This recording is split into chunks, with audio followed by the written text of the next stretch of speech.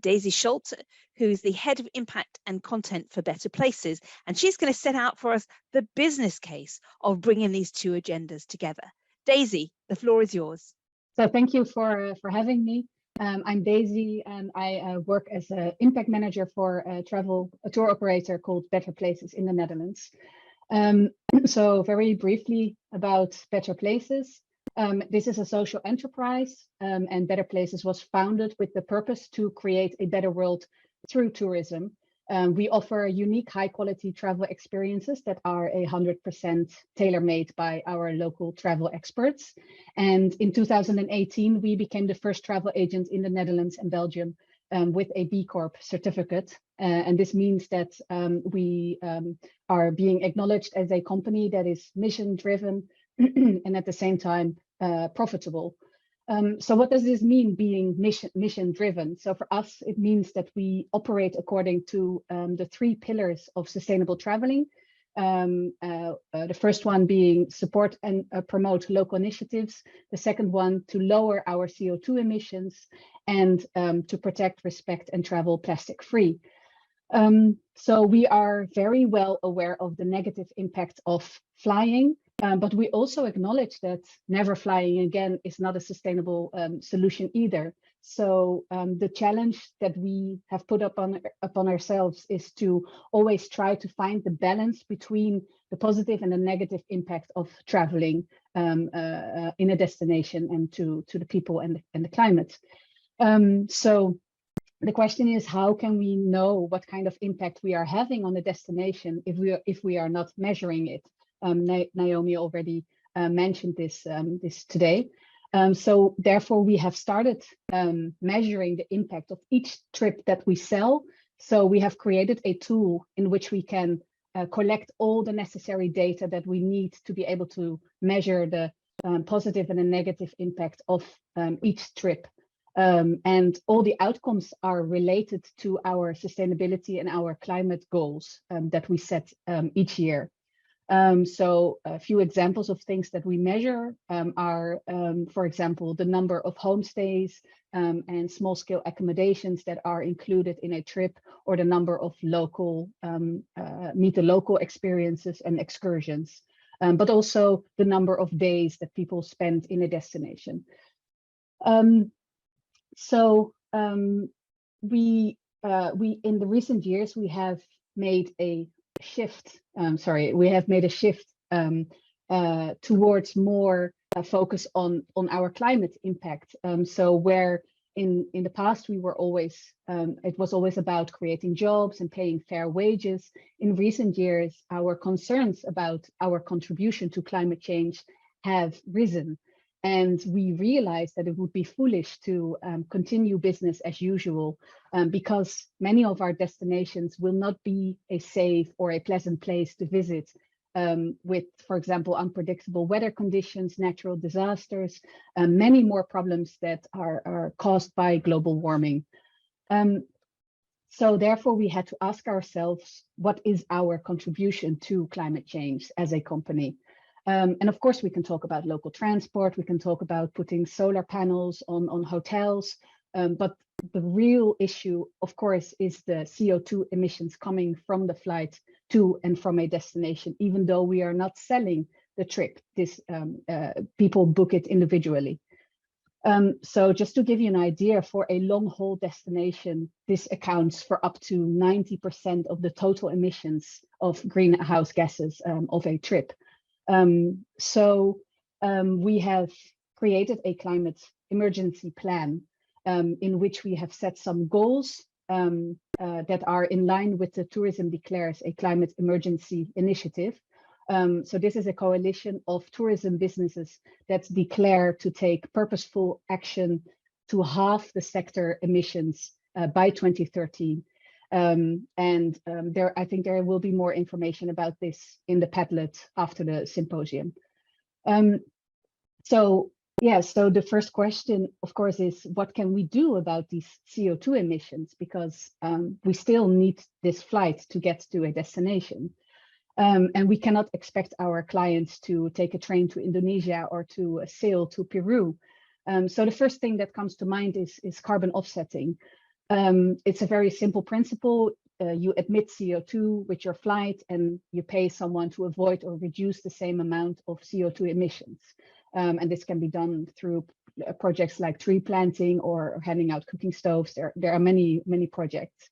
In 2016, we were the first Dutch travel agency to compensate our trips, including the flight to and from a destination, although we were not selling them.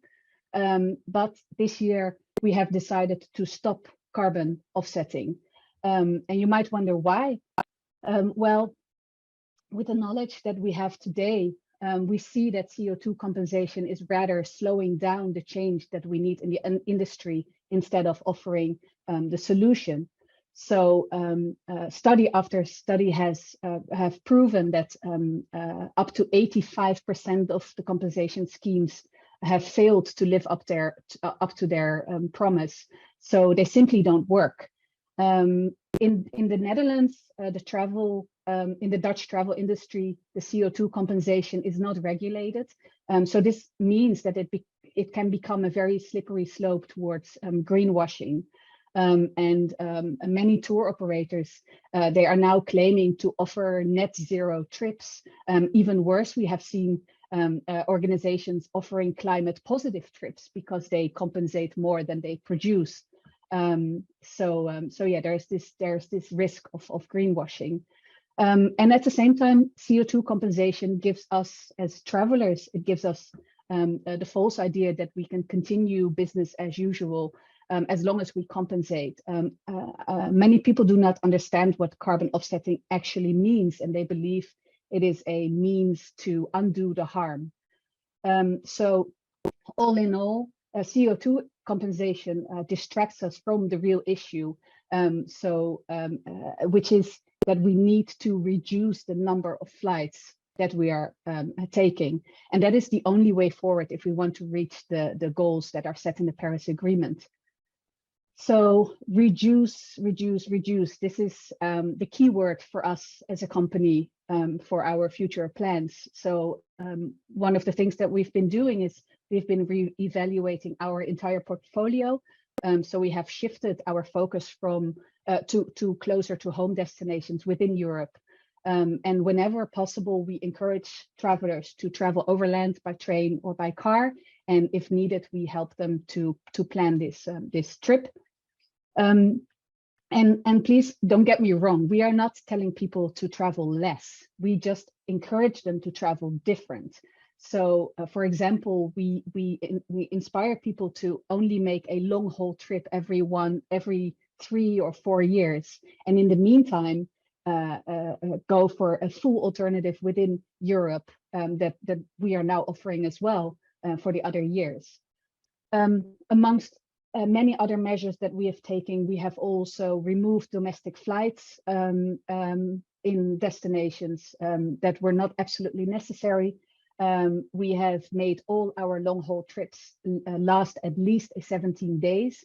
And we also promote vegetarian and vegan food in cooperation with our local travel experts. But there's another big issue with flying, and that is that flying is too cheap. So it's very hard to make to choose to take a train instead of a flight if the train is 4 times more expensive. So as long as our governments are not taking any real action to tackle this problem, we are imposing a CO2 tax upon ourselves. So for each customer traveling outside of Europe, we pay 15 euros, and for each traveler within Europe, we pay 6 euros. And we increase this amount every year, and then we invest the proceeds in sustainable energy projects and biodiversity programs. And in addition to this, we have started a program with the Dutch Impact Institute to calculate the true price of flying and other transport means. So with the true price, we are referring to all external costs that are not included in the price of a flight, but that do need to be prevented or, if not possible, remediated. So the question that we are trying to answer is how much will it cost to avoid or remediate the effects of climate change. This is of course global warming caused by the flight and all the effects coming from that. How much will it cost to avoid or remediate air pollution and the damage to our health and nature that are caused by this particular flight? And last but not least, the noise pollution. So the physical and mental health issues that people living near airports are facing that are caused by the particular flight. And we will also calculate this for trains and cars to and from destinations within Europe, but the main focus is on the flights. Once we get this true price, we will communicate it for all our destinations. This is an example that Impact Institute has done with bananas, and I can imagine this is going to be a similar way for us communicating the true price of flights. And our goal with this is to create awareness about the effects of flying. At the same time, it will give people tools and knowledge to make better decisions when deciding on a destination or on a means of transport. And of course, the overall goal is to help us to reach the goals in our climate action plan. So what's in it for us? Well, we have been growing massively. Of course, we had a standstill during Corona, like you all probably faced. But this year we are already back at the 2019 sales. We were, in a way, we were lucky that we started offering European destinations, because during the pandemic, we were able to keep on offering trips. And we are expecting growth for the coming years as well. So with our impact measurement, we are increasing our quality as well, because we see that people are seeking more authentic experiences, and this is part of our positive impact. We are adding more of these kind of experiences, and we can see this in the feedback we get from our clients as well. And then for our future plans and our strategies for the future, we can now make decisions that are based on science-based information and on actual data from our trips with the impact measurement and the true price of flying, for example. Another advantage is that we are avoiding greenwashing. So this is a very hot topic in the Netherlands, and we see that more and more regulations are coming concerning greenwashing. KLM, for example, recently lost a lawsuit for claiming to offer net zero flights. And also what's happening is in the Netherlands, many cities have now banned advertisement for fossil fueled industries, including flying. So, and I think this is only going to become worse in that sense. And we are prepared for the future because in the near future, reporting on impact is going to be compulsory. For many companies, this already starts in 2024, and we are already doing this. So for us, it's not going to be such a big change. And last but not least, of course, we are limiting our contribution to climate change, so future generations can still enjoy our beautiful planet, and the local people and destinations can continue benefiting from tourism. So thank you for listening to me. I hope you enjoyed this presentation. And if you have any questions or remarks or concerns in the future, you need any help with setting up impact measurement or anything, please feel free to send us an email. Thank you very much, Daisy. It was really excellent. We've got a couple of questions coming already in the chat, and we will be addressing some of these other issues in a panel, so we don't expect you to have to answer them all, but if you could pick up on this, and a couple of other people in the chat were saying, if you replace carbon offsetting with the voluntary taxes, that's sort of the same thing. So perhaps you can pick up on this, and this, you know, what's the size of the market you're going for? Not everyone can follow these rules, and how you looked at the challenges of long haul versus short haul impact. Yeah.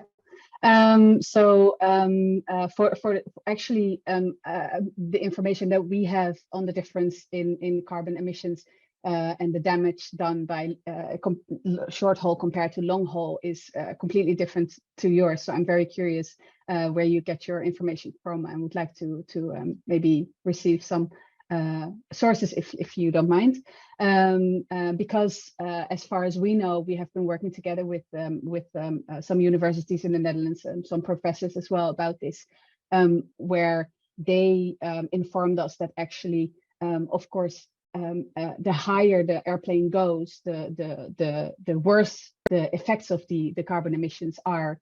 And if you take a long haul flight, the airplane has to fly higher.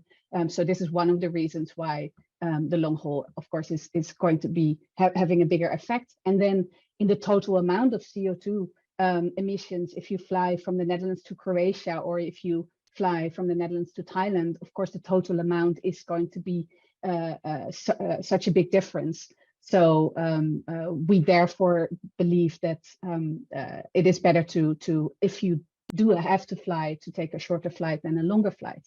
And at the same time, the closer to home destinations also gives us the opportunity to take other types of transport. We have a great train network in Europe, so there are so many alternatives, and I'm sure they're going to improve even more in the near future.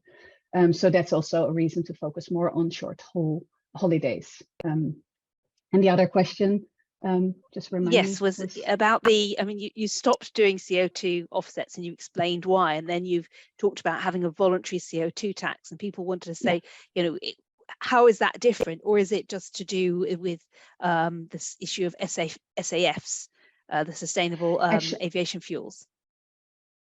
No, absolutely not. But it's not a replacement for us. We were already doing this while we were also doing CO2 compensation. So that's that to make it clear. It also has nothing to do with the SAF. We have looked into this to maybe invest in that, but we also see that there's many problems with that, and it's just not a solution for the short term. And we have to make a change now to have the effect before it's too late. And the SAF, for example, is that might help us in 2050, but then it's already too late. So although I wish the innovations could help us to keep on continue flying as we want to, the scientific proof shows us that it's not going to help us on the short term. So there is only one option, that is to reduce. Thank you very much, Daisy. You're very thought-provoking intervention. Several people wanted the presentation that will be available afterwards. So thank you very much for joining us, Daisy.